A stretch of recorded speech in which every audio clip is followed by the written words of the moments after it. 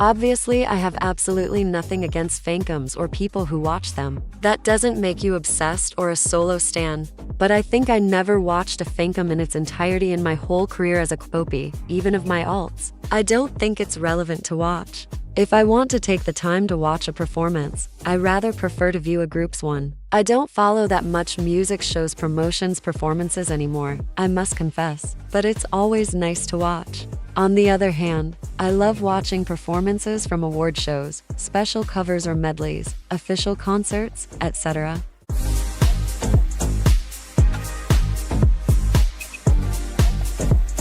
A pretty obvious one, but I don't care about the group's popularity for me to enjoy them. A lot of nugu or underrated groups are much more talented, unique, interesting than big for ones.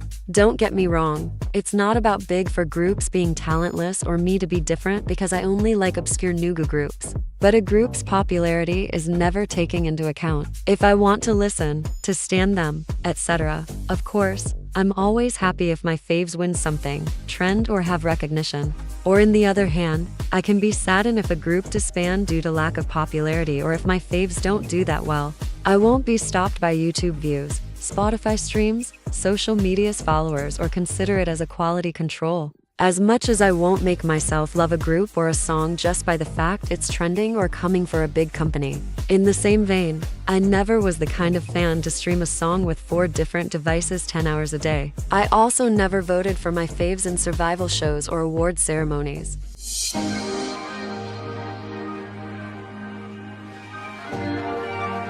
Once again, as watching fandoms, I'm not hating anyone who does, but it never been my cup of tea. The only one I watched in its entirety was Road to Kingdom because Pentagon participated. I followed performances of Queendom 1 or 2, Kingdom and their spin-offs, but that's all. I think I can totally grip to it if I try, but everything feels so toxic and competitive in the wrong way. It might make me feel uncomfortable.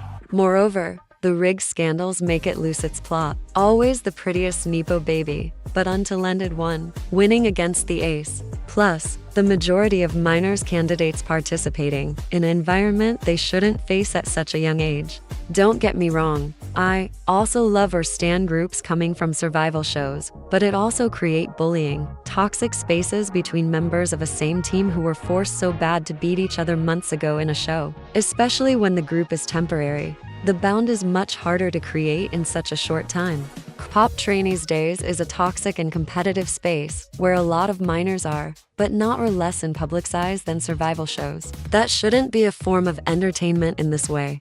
In a lighter way, a lot of extracts aren't appealing due to vocals, even if I love watching covers or special performances by groups.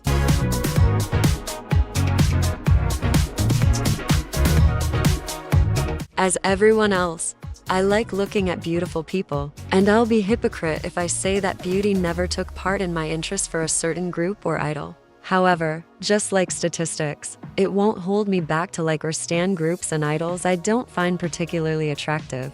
I think we can all agree that beauty is subjective and our vision can be biased by liking or not an idol for their personality, voice, etc. Yes, beauty is pleasant and interesting, but it shouldn't be the main thing concerning our appreciation for an idol, especially if it stops you to stan a group or become an excuse to be a hater. Objectively, every idol is beautiful thanks to makeups, surgeries, styling. They are way above the norm.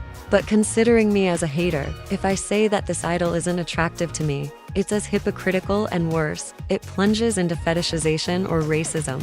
Also, I don't care if an idol did plastic surgeries, as long as it makes them happy. We all know the pressure from beauty standards, especially as a public figure or in South Korea. And to conclude this chapter, beauty privilege shouldn't be a thing, especially when it comes to serious scandals such as sexual assaults. An idol isn't forgiven just by the fact they're beautiful or by contrast, they're not more guilty if they don't fit your beauty standards.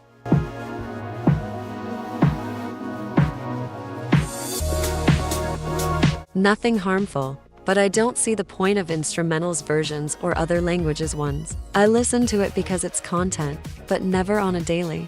Firstly, I rarely, other than never, listen to instrumentals. It feels empty and they're just here to fill a spot in a mini album or keeping their royalties if fans use it on social medias. For other languages versions, some are cute or as good as the original. Sometimes I'm not even aware if I listen to the original or another version. But mostly for Japanese versions, I don't think it's relevant to have it for every Korean titles or having Korean versions to Japanese comebacks. It just loses its plot. Same goes for English versions, which are often cringe or bad translated, only to say that these songs were thought in a certain language, and I find it unfortunate to not appreciate the art in its original form. I'm not gonna elaborate on sped-up versions or remixes because it's horrible and useless as fuck. It brings nothing to the originals and often inaudible.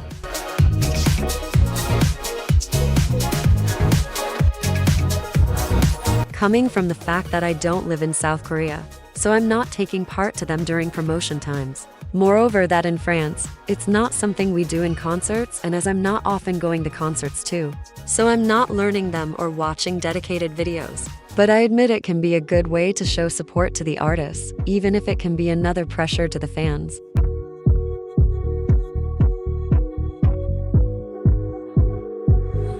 This one is a bit particular, because I like the concept, but I just don't find myself watching them. Firstly, live streams are often in Korean, so I'm not interested in watching a person speaking for hours where I couldn't understand.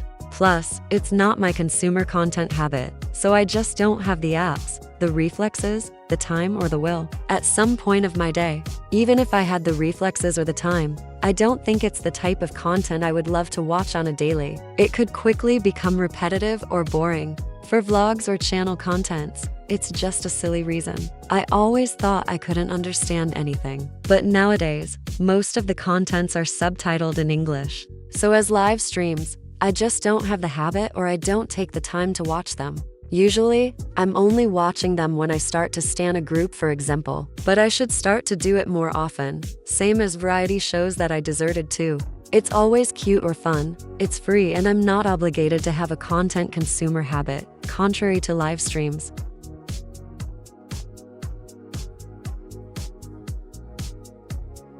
Caution: there are nuances in this point. When I say I don't care about their lives, I don't mean it in a pejorative way. They're just as humans and flawed as us. That's not a deal. If they smoke, drink, have sex, date, sweat, have acne, they are humans. They don't owe you any apologies for basic human things. It's just dangerous and dumb. I will always be happy if they share a good news about themselves, or in the other hand, I will be saddened if they live something hurtful. However, I care if they're repetitively horrible people, have disgusting ideals, do something problematic without taking accountability, etc., etc.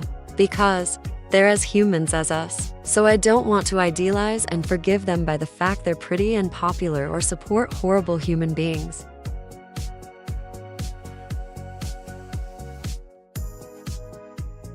I'll be quick because I'm not 13 years old anymore. Idols aren't objects. They don't belong to us. That's dumb to be mad or sad by sharing a bias. Due to the number of KPOPs, it's inevitable to have the same bias as at least one person. And if not, it'll be horribly sad for the idol. Just be happy to have the same interest as someone, and use your time to spread love, not hate.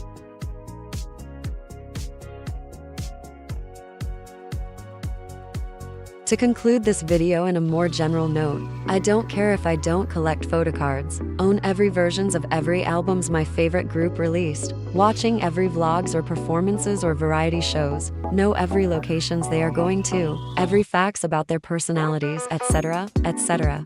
This or that doesn't make you more or less a fan than the other one. Everyone invests the amount of time and money they want. Everyone have different budgets, schedules, wills, passions, etc. Being a fan isn't a paid job. Just do what makes you happy.